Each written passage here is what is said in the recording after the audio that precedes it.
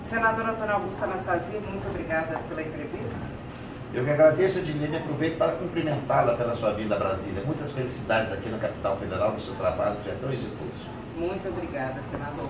Senador, um assunto do momento das últimas semanas é que o senhor será candidato à reeleição aqui para o Senado. Isso é um fato? O senhor vai mesmo concorrer em 2022? É de fato um fato, Edilene. Veja, no ano que vem temos eleições, meu mandato conclui. Eu acredito que tenha feito, durante esse período já de quase 7 anos, um mandato à altura de Minas Gerais, com muito trabalho, muitas relatorias, muitos projetos aprovados, e naturalmente vou submeter meu nome no ano que vem nas eleições ao escrutínio, à vontade popular em Minas Gerais.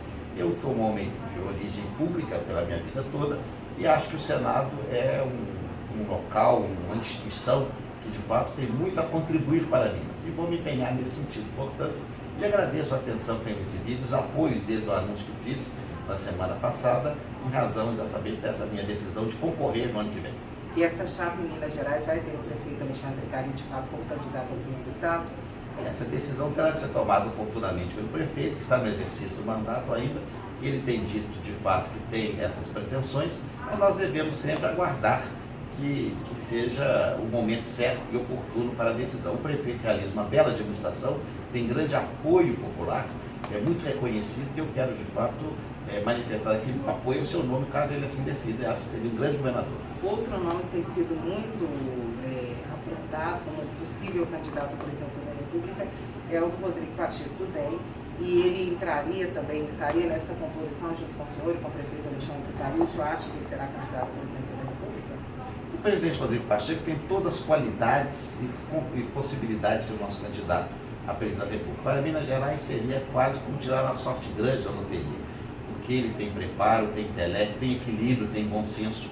Ele tem sido convidado pelo presidente do nosso partido, o PSD, o presidente Gilberto Kassab, que tem feito um grande trabalho político de consolidação do PSD em todo o Brasil, para ser o nome da terceira via, que todo o Brasil espera e anseia para evitar essa radicalização, essa grande polarização que nós vivemos hoje no Brasil, que, a meu juízo, é nocivo e ruim até para o ambiente das pessoas no nosso dia a dia, até entre as famílias.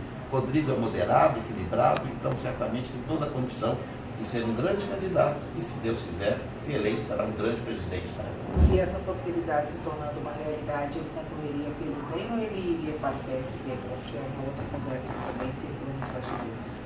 Ao convite do presidente Kassab. Naturalmente, nós sabemos que isso dependerá do presidente Rodrigo, que corretamente não tem ainda se manifestado, não é o momento ainda, ele terá a hora certa e oportuna para se posicionar, mas o convite é para o PSD, que tem hoje uma estrutura nacional muito robusta, com palanques fortes, não só em Minas, com o prefeito Calil, mas terá em São Paulo, em vários estados da federação, o que facilitará certamente a candidatura de Rodrigo, caso ele decida e seja candidato a presidente. Uma mini-reforma eleitoral também está sendo debatida pelo Congresso Nacional. Nessa mini-reforma, o que o senhor acha que passa? O distritão de fato vai prevalecer?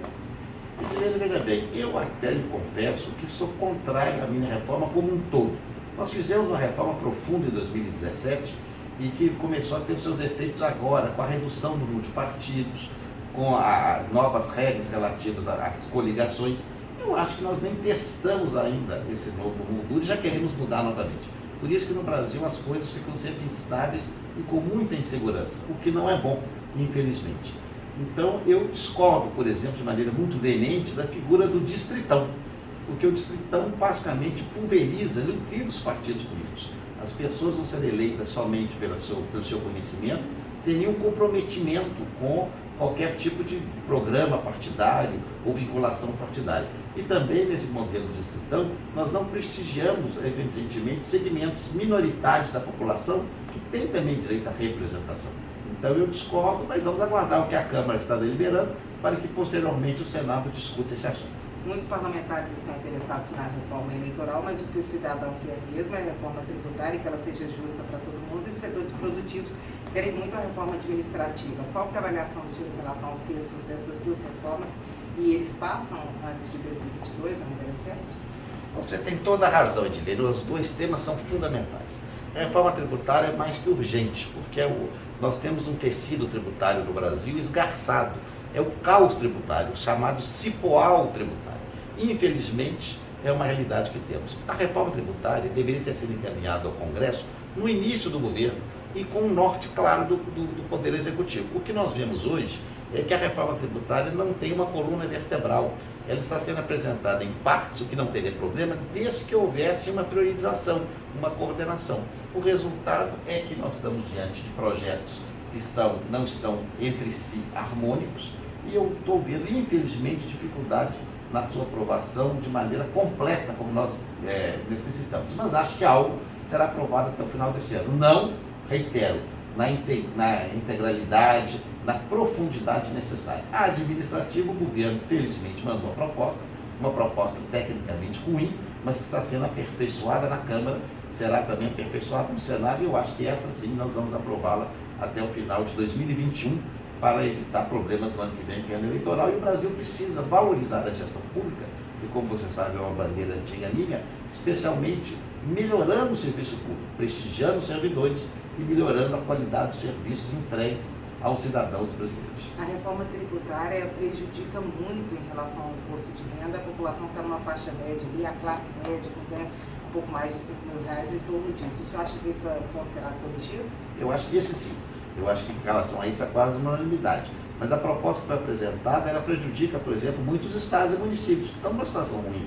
E aqui no Senado nós somos obrigados a defender a federação.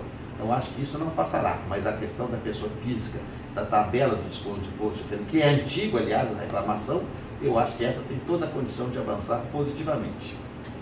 Agora, uma outra questão também debatida, que é talvez a mudança do sistema político, de fato, brasileiro, com semipresidencialismo. O senhor também defende, o senhor acha que tem cabeça de centralização do Poder Executivo? Como é? Eu tenho já essa discussão sobre semipresidencialismo, inclusive com artigos publicados, já há muito tempo, antes dessa bandeira ser levantada pelo presidente Arthur Lira na Câmara dos Deputados. Eu acho que nós devemos evoluir. O presidencialismo no Brasil atravessa crises permanentemente. E o semipresidencialismo, no modelo português, ele mantém o presidente da República eleito diretamente, com poderes, mas atribui ao gabinete o dia a dia da administração. Então, em caso de problemas mais graves, a mudança do gabinete acomoda, evidentemente, e evita tensões maiores. Mas para isso é necessidade de uma reforma constitucional mais profunda, e ainda que eu tenha simpatia pela tese, sabemos que neste momento, no ambiente radicalizado que vivemos, talvez não esteja um momento mais adequado para essa discussão. Mas espero que isso ocorra ainda que a médio prazo. Por falar em um ambiente radicalizado, como é que o senhor avalia o trabalho da CPI? De fato, tem desgastado ou vai desgastar muito o presidente Jair Bolsonaro? Tem sido um trabalho justo? Qual que é a avaliação geral que o senhor faz? O trabalho da CPI, parece jogos da seleção brasileira. As pessoas têm uma torcida. Uns são contra, outros são a favor, e perde um pouco assim um aspecto mais técnico e fica com um aspecto, vamos dizer assim, mais emotivo, o que é natural também no ambiente político. Eu, pessoalmente, acompanho a CPI aqui no Senado, vejo que, de fato, nós tivemos muitos equívocos, aliás, desde o início da pandemia, eu tenho me batido que um grande erro é a ausência de coordenação das ações governamentais entre as entidades da federação. Houve uma ausência completa disso e é claro que isso representou uma dificuldade maior no combate à pandemia e um número muito alto de mortes no Brasil, de fato, é inexplicável em relação aos outros países. Nós tivemos falhas aqui e a CPI tem a obrigação de identificar isso de maneira objetiva. Nós vamos ter que aguardar a sua conclusão para ver se de fato se apuram as responsabilidades daqueles que levaram esse quadro tão triste para tantas centenas de milhares de famílias brasileiras. Você acha que pode vir uma medida mais dura contra o presidente Jair Bolsonaro? Pode vazar ainda mais um argumento de pedido de impeachment de tantos pedidos que estão na Câmara dos Deputados? Ou o senhor acredita que o governo Jair Bolsonaro segue até o fim de 2022, que essa questão deve ser, de fato, discutida nas urnas? Eu acho, de fato, que tratar de impeachment nesse momento, já faltando um pouco mais de um ano para as eleições, não é o momento oportuno para isso, evidentemente. Então, eu acredito que as eleições do ano que vem que serão decisivas para discutirmos se o atual modelo do governo é satisfatório ou não para os brasileiros. Por isso, sempre é necessário, para evitar que essa conversa de impeachment volte a todo momento. Impeachment não pode ser um remédio como se toma na Novalgina, com uma leve dor de cabeça. É uma matéria grave. Então, devemos, de fato, aguardar o momento oportuno. E as eleições se aproximam. Acredito que haverá uma maturidade política brasileira para nós tendermos, em 2022, a um candidato da chamada terceira via, um candidato de centro, exatamente para pacificar o Brasil que me parece muito importante nesse momento. Qual que é a posição do senhor em relação ao voto impresso? O senhor acha que essa campanha do presidente Jair Bolsonaro em defesa do voto impresso é medo de perder as eleições de 2022? Eu não posso fazer um juízo de valor dessa expressão. Eu acho que é uma energia que nós estamos gastando inutilmente.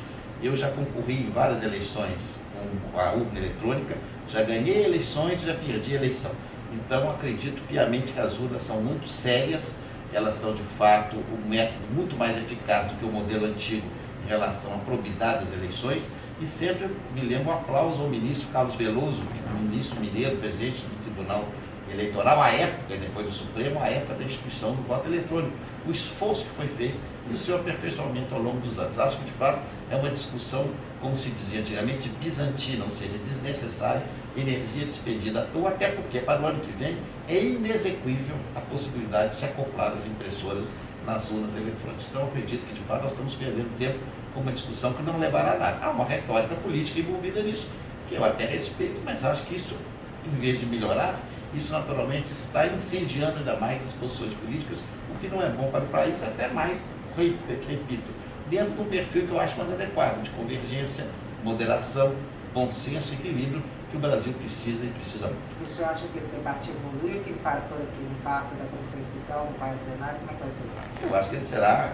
pelo que eu acompanho na Câmara, eu não posso conhecer tanto a situação na Câmara, porque estou no Senado, mas acho que não será aprovada essa possibilidade na Câmara e muito menos no Senado. O que vem de questões mais urgentes nesse semestre aqui no Senado e ao conto do Congresso Nacional? Além das reformas que nós já falamos, nós temos diversos projetos de leis importantes.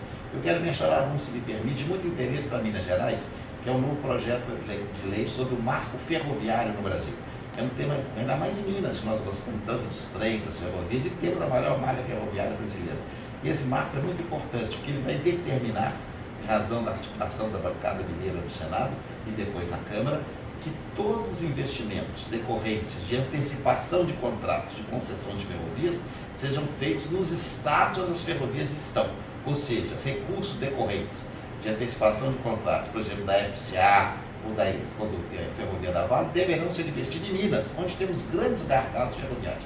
É um dos grandes temas que estamos discutindo aqui no Congresso e no Senado em especial, ainda nesse segundo semestre, além dos temas relativos ao marco econômico, à evolução legislativa que temos que ter em questões econômicas, porque nós temos de dar segurança jurídica para que o ambiente econômico possa avançar de maneira mais positiva. O senhor acredita que esse marco das ferrovias seja aprovado até quando e essa alteração que beneficia Minas Gerais vai vir por meio de emenda?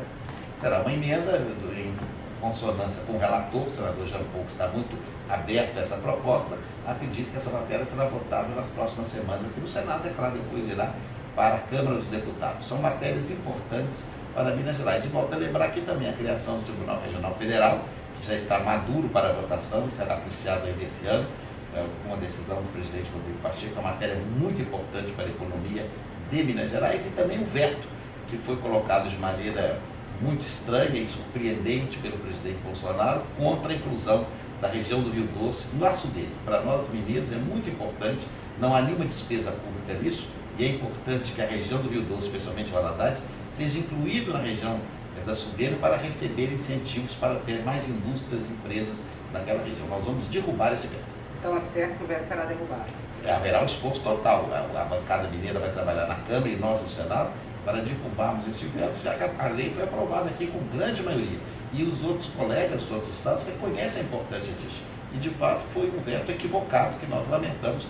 Vamos trabalhar pela sua derrubada. Em relação à briga pelo TRF6 em Minas Gerais, como é que está o debate com os colegas de outros estados? Eles vão permitir que o TRF6 seja instalado em Belo Horizonte ou há o risco disso não acontecer? Nós estamos trabalhando de maneira, como se diz nos bastidores, de maneira muito clara e muito coordenada, para permitir, de fato, que quando a matéria seja submetida ao Senado, nós não tenhamos nenhuma surpresa ou dificuldade. Os colegas senadores percebem a relevância do que é, porque com a criação do tribunal, isso vai ajudar, inclusive, os outros estados da primeira região, que os processos estão paralisados. Então, vai haver vai descontingenciar um pouco os processos que estão atrasados na primeira região, que envolve muitos estados. Então, acho que será positivo. Há uma resistência ainda aqui e ali de alguns setores do próprio judiciário, mas que, de fato, estão sendo superadas com o esclarecimento da importância que tem o Tribunal para Minas, que já detém quase 40% do movimento forense do Tribunal da Primeira Região em Brasília. Um outro assunto de grande interesse para os mineiros é a duplicação da BR-381. Nos últimos dias, o TCU autorizou a modelagem que foi pedida pelo Ministério da Infraestrutura. O senhor acha que, no fim das contas, BR-381, duplicação desse grande trecho, agora sai ou mais uma vez é só conversa perto da eleição? Tilene, nós temos em Minas duas caveiras enterradas, como se caveira de burro, como se diz popularmente. O metrô da região metropolitana de Belo Horizonte e a BR-381 entre Valadares e Belo Horizonte, a sua duplicação. Duas responsabilidades, reitero aqui de modo muito enfático, duas responsabilidades do governo federal, que há anos prometem ambos e não realizam. Eu, claro, tenho esperança, faço votos que agora avance, mas já vimos esse filme tantas vezes, tantas e tantas vezes, e não se conclui. Por isso eu volto a dizer, o nome mineiro, a presidência, com os compromissos com Minas, é que será adequado para resgatar essa dívida que a União tem para com o nosso Estado, especialmente nessas duas grandes obras que são fundamentais para o nosso Estado. Então o senhor acha que isso só sai de fato quando houver o presidente da República que represente Minas Gerais? Aí eu terei certeza. Enquanto isso, eu tenho só esperança. Mas é claro que eu confio, tenho de confiar, e nossa obrigação é trabalhar para que isso ocorra o mais breve possível. Mas, infelizmente, nós não podemos ter a certeza absoluta, porque isso já ocorreu anteriormente e não foi concretizado. Mas, quem sabe agora avançamos. Há um esforço grande das bancadas na Câmara e no Senado para que esse trabalho avance. Mas, volto a dizer, nós percebemos, pelos exemplos do passado, que há muita movimentação, muito vento, mas na hora mesmo da realização da obra, isso não ocorre. Agora, por falar em Tribunal de Contas da União, existe a possibilidade de eu ser indicado para a vaga do ministro Raimundo Carreira, que é a próxima vaga que deve estar disponível no TCU. Essa questão está resolvida? Deve ser, de fato, indicado um outro nome? O senhor tem alguma expectativa? Algum dia o senhor já quis? Como é que é? Essa foi, como se diz assim, essa é uma das histórias que ocorre em Brasília. A vaga não existe, o ministro ele só se vai aposentar, em razão do incremento da idade, no final de 2023. Né? Então isso ainda é coisa para daqui a mais de 2 anos no futuro. Evidentemente, como foi citado meu nome muitas vezes pelos colegas, pelo meu perfil, por ser professor de direito administrativo, por ter experiência na gestão pública, por ter sido governador de Minas Gerais, por conhecer esses assuntos. É claro que a lembrança do nome sempre nos honra, mas o meu envolvimento total nesse momento é o exercício do mandato no Senado, com o qual eu tenho grande responsabilidade. E o que é certo é que o senhor é candidato à reeleição. Sim, candidato à reeleição em 2022, espero que com o apoio de todos. Não é momento ainda de candidatura, nós estamos nem falando nem pré-candidatura, mas o nome está colocado já ao partido, à presidência nacional do partido, e nas conversas que temos tido, inclusive com lideranças, para colocar de fato o nosso nome para essa disputa no ano de 2022. E no partido é um consenso. Sem uma dúvida, até porque eu exerço hoje o mandato senatorial. Muito obrigada, senador, pela entrevista. Eu que agradeço, Edilene, mais uma vez. Seja muito bem-vinda a Brasília. Você será, como já é em Belo Horizonte, um sucesso do Planalto Central. Parabéns, até já.